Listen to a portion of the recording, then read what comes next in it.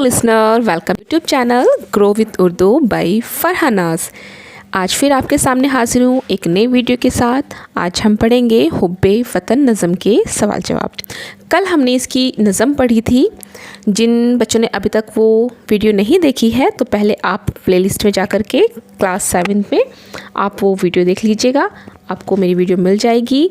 और आज हम उसी वीडियो से सवाल जवाब करेंगे। तो चलिए आइए ज़्यादा वक्त ज़ाया ना करते हुए जल्दी से सवाल जवाब की ओर चलते हैं। पहला सवाल है, हाल ही की इस नज़म से आपको क्या पैगाम मिलता है?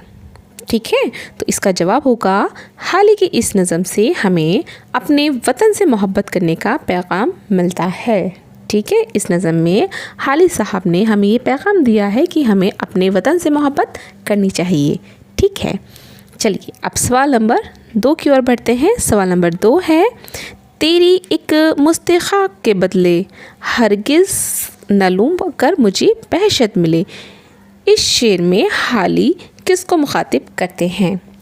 तो प्यारे बच्चों, इसमें हाली साहब कह रहे हैं कि इस शेर में हाली अपने वतन को मुखातिब करते हुए कहते हैं कि तेरी एक मुट्ठी खाक के बदले अगर मुझे जन्नत भी मिलती है तो मैं उसे भी लेने से इनकार कर दूंगा।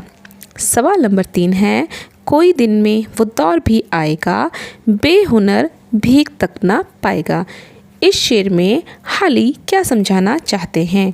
तो ये आपकी नज़म का एक बंद है जिसका जो आखिरी बंद है कि कोई दिन में वो दौर भी आएगा बेहुनर भीख तक ना पाएगा। तो इसमें शायर साहब कहना चाहते हैं,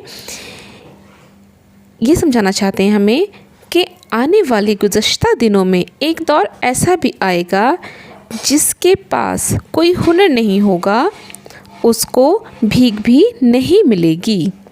ठीक है, तो प्यारे बच्चों, ये था सबक 3 हुब्बे वतन के सवाल जवाब।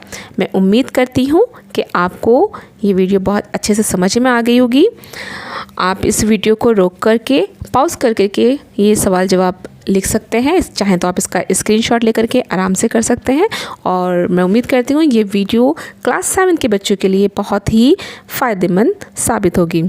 इंशाल्लाह जल्द मिलते हैं नए वीडियो के साथ, और तब तक अपना ख्याल रखें। लेकिन उससे पहले आपको जिस टॉपिक में भी प्रॉब्लम आ रही है आप मुझे कमेंट करके बता सकते हैं, मैं उसके लिए आपके लिए वीडियो बना दूँगी।